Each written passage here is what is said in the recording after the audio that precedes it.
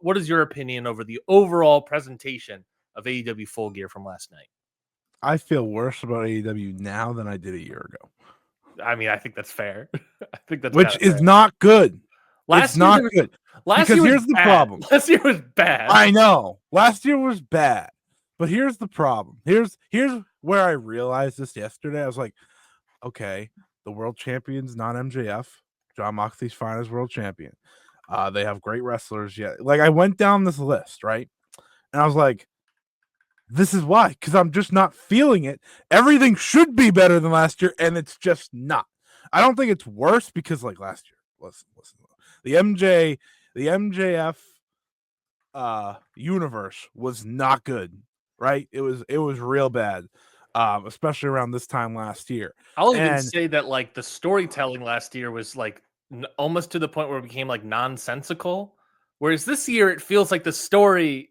I know what's happening in all of the stories. Exactly, you know what's happening. Is it dead? Do we like what's happening? That's a different story.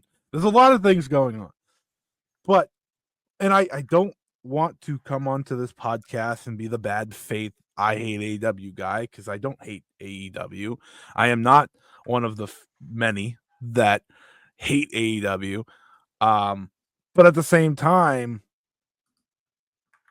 had the Continental Classic not been starting on Wednesday, I'd probably just not be watching TV on Wednesday, for example. Because this show, outside of 2 or 3 things, did not click for me, and it's very unfortunate. It's not their worst pay-per-view. World's End was their worst pay-per-view.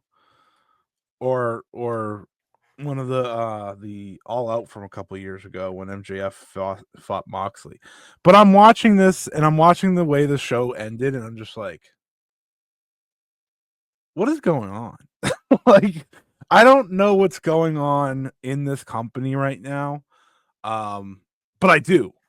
You know, like, I understand what's going on, but when I'm watching it, I'm like, why is this going on? You know, it's like, it's really weird. And I think the show closing angle was the perfect way to capture all of my feelings in one thing, because so much was happening. I was just like, I feel like I was like, I'm watching. I'm like, I feel like Kenny Omega needs to walk in the door or something, or I'm gonna like lose it. Yeah, not walk in the door. I track all of the story beats that's happening. It's just, it's coming off weirdly chaotic, which is also part of the story, right? Like, part of the story is there's chaos. Is that, that, like, Orange Cassidy wants to defend his friends, but they're going to ignore him. And, the only people that are actually against Mox right now at this point in time are the conglomeration, right? Everyone else, Private Party, Daniel Garcia, have gone out and won titles, right? And they're doing their own thing now, which is good, but they're not part of this story anymore. Yeah. Then you have the Hangman Adam Page and Christian working together to try to get Christian to win the title. Jay White upset with Christian, ruins it, but now by doing so has inserted himself into the title picture. And then Darby is obviously the sort of like the demon flying, driving around, slamming in the cars in the background. And so part of that is like super chaotic. You have all of these figures that have like, everyone's like selfish in a weird way. Like, obviously the title picture for World's End, Page, Christian, White, probably, they're all like selfish. No one's working together except the conglomeration. But even them, they aren't working with Orange Cassidy because Orange doesn't want to hurt them in that way. You know what I mean? Right. And then you got all this other stuff. But it's like, I think what it is that it's too much. It's too much happening at one time. Oh, that is the definition of what happened at the end of that show. Yeah, way too much at one time, where it didn't cross into like fever dream of like this is all great and I don't know what's happening, but it's great. To me, that's like a fever dream element. This was like, I don't know what's happening, but I know what's happening, but it's not, something's not clicking and connecting here, which it's frustrating. It's frustrating as a viewer to be like, to that point, and maybe you'll agree with this, Scotty. The storytelling in AEW, I think, has gotten better. I think we can maybe agree upon that. Is that last year, earlier this year, even I'll say maybe a couple months ago, maybe someone high up in the writings room suddenly left the company. I don't know, about August or so, and all of a sudden the storytelling has gotten more succinct and understandable.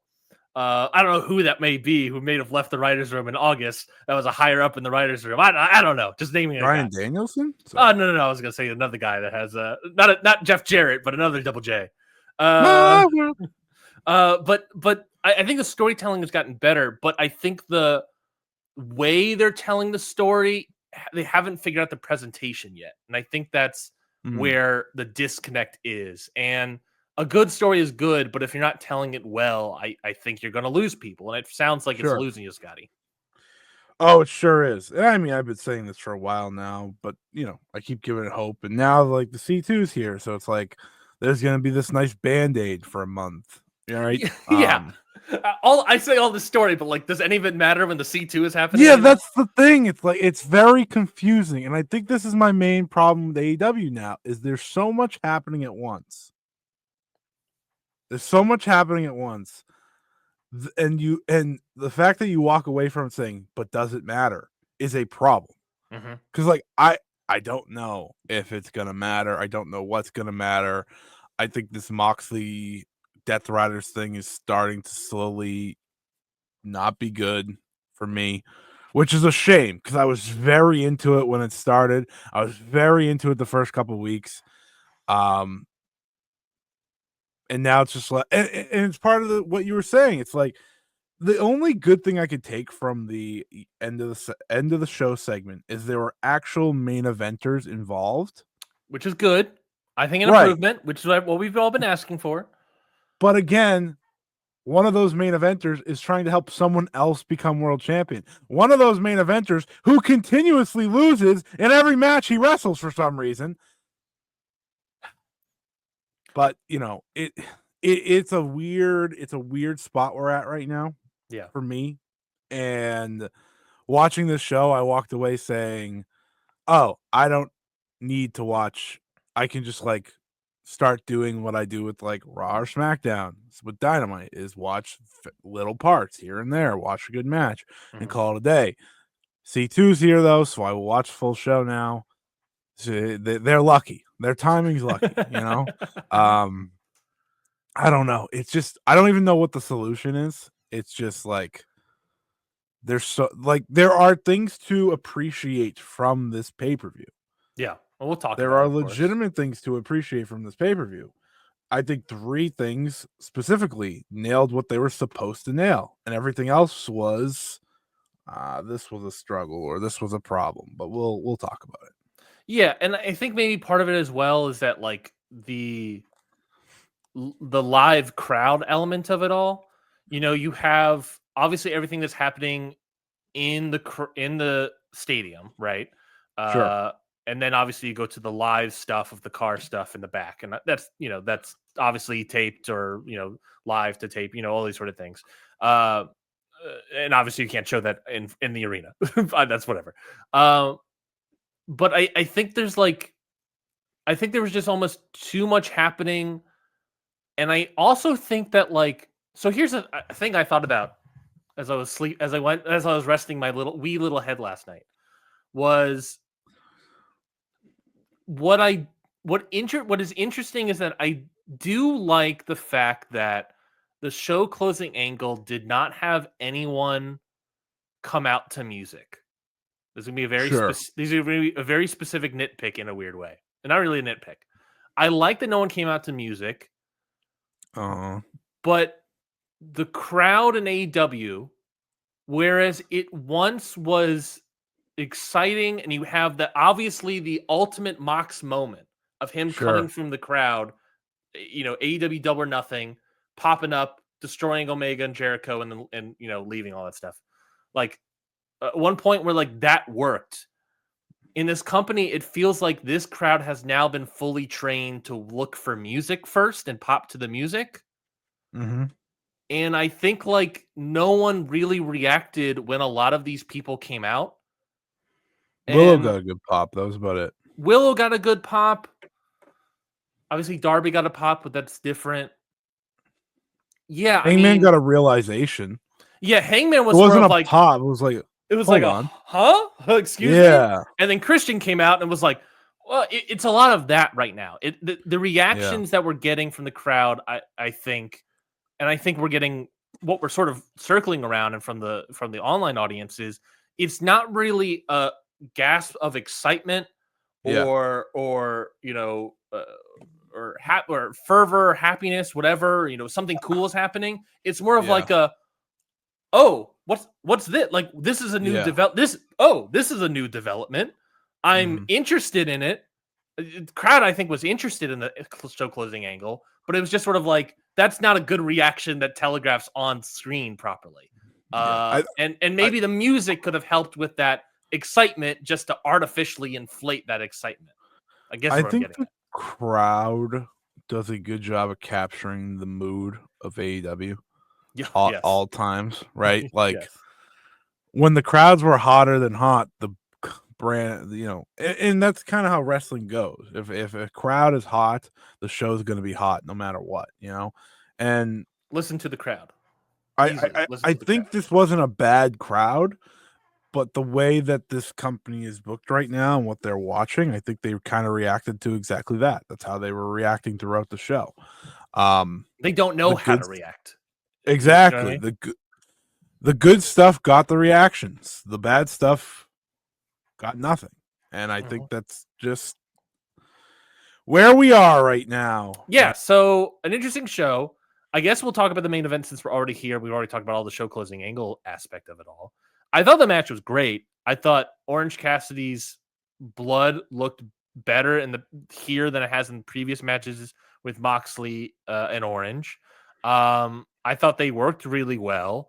Um, yeah, I mean, I don't know. It was a great match. It was well worked. It just had the show closing angle of sort of a weird vibe, I guess. But ultimately, I think it was a great, solid match. I really don't have a lot of thoughts in the main event. It's all the show closing angle. I thought these guys worked well. I don't think they worked as well as they did in the past, in a weird way, but I still thought it was a well worked match. Scotty, any thoughts on this main event? The Yeah, match that was itself? good. It was good.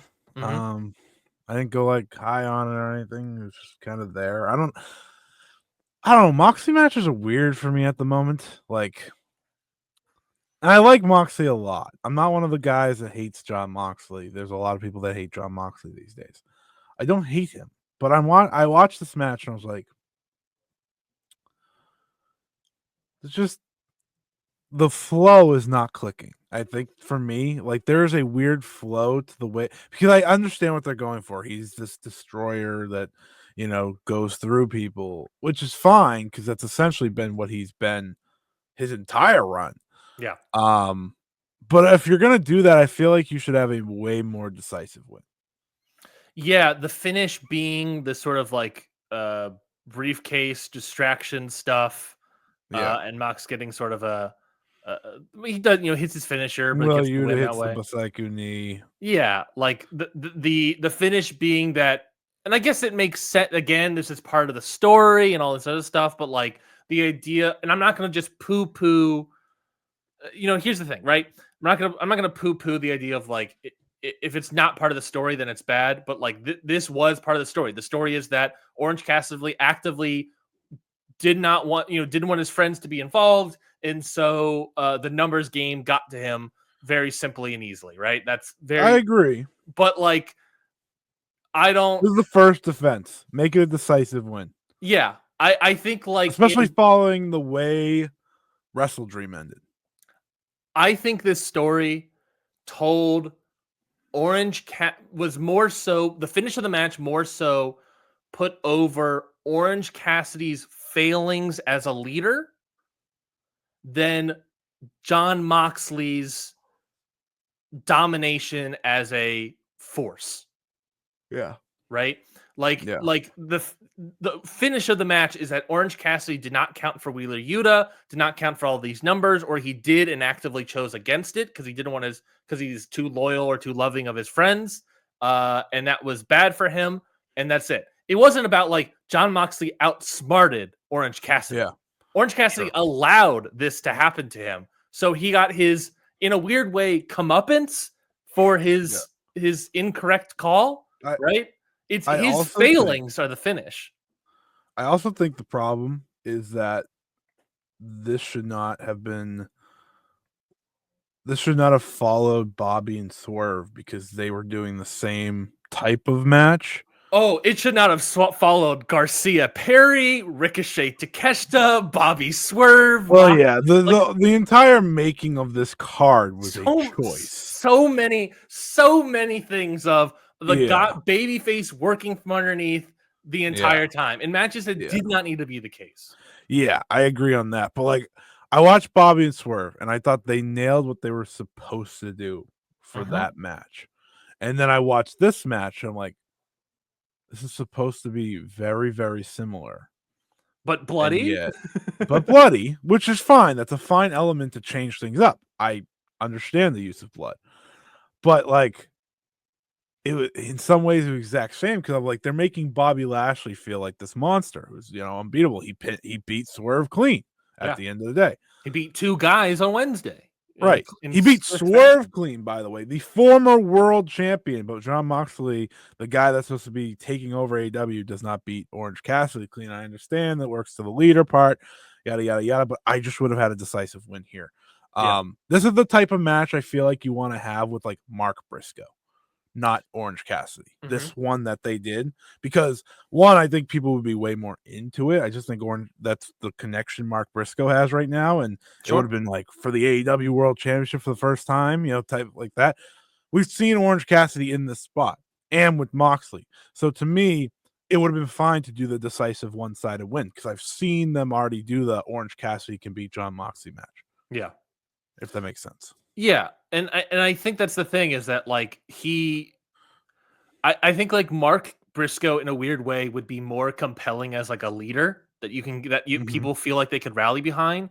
And I never thought that throughout this entire storyline that Orange Cassidy felt like a leader that I can rally behind. I think there are stronger people out there that can do that can fill that role. And ironically enough, Scotty, that is exactly the story that they want to tell, which the question is that good or bad? I think in a lot of ways it makes Orange Cassidy come off a little foolish, and he doesn't come off like a good leader, someone to follow. And I'm just sort of like, all right, you made a mistake, and why should I feel bad for Orange Cassidy right now? He was the one that fucked up here. And I don't see any reason why I should feel bad for this guy. And, him losing a match like this, it's like, I agree. A dominant win for Moxley is what needed. We need we said this in the preview, is that there isn't enough domination with Moxley. The go home angle, we said, we did our preview before we got the go home angle on Dynamite last Wednesday. And that was really bad and not dominant in any fashion. I needed like that go home angle. That show was bad. Look, Mark Briscoe wasn't on the show, right? And on this show, he was on that show. Yeah, he was on Dynamite. What could you have done as the show closing angle? Have Moxley destroy Mark Briscoe into a bloody pulp, getting sympathy from everybody, showing showcasing even more so why Orange doesn't want his friends there. So that we have a better understanding why he feels that way. We're showing, not telling, right? Yep. And have a show closing bloody angle for Moxley so that he goes in, bloodies up Orange. Oh, crap. The same thing's happening again from Mark to Orange. We transferred that shine over to Orange. Just none of that happened. And instead, we got schoolyard bully tactics. And it's storytelling that I understand, but it's not good. I don't think it's good here, and it's frustrating. And this is the big story. Better than last year. Well, you and I can both agree on that. Better than last year by a mile. But that's the problem. That is ultimately my problem. It is better than last year, but I still I feel worse because it should be so much better than last year. Yes. It should be miles ahead. Look at their roster. Look who they have to work with. And look, look who's in part of this story, Right, exactly. And I think that's the main stickler for me right now when I'm watching. Yeah, they gotta pick this up to a level that I don't think they're going to at World's End because of the direction they have showed us we are going. Yeah. Which is unfortunate. Like it's a battle though, right? Because it's like, oh, it's good you're bringing more main eventers into this story. Agreed. It's bad though because there was a different direction I think that made way more sense. And I think you're right with had he like bloodied Mark Briscoe in the middle of the ring or something like that, it would have worked. Mark Briscoe wasn't on the show. I don't know why. I don't know. I'm sure there was a reason. Yeah.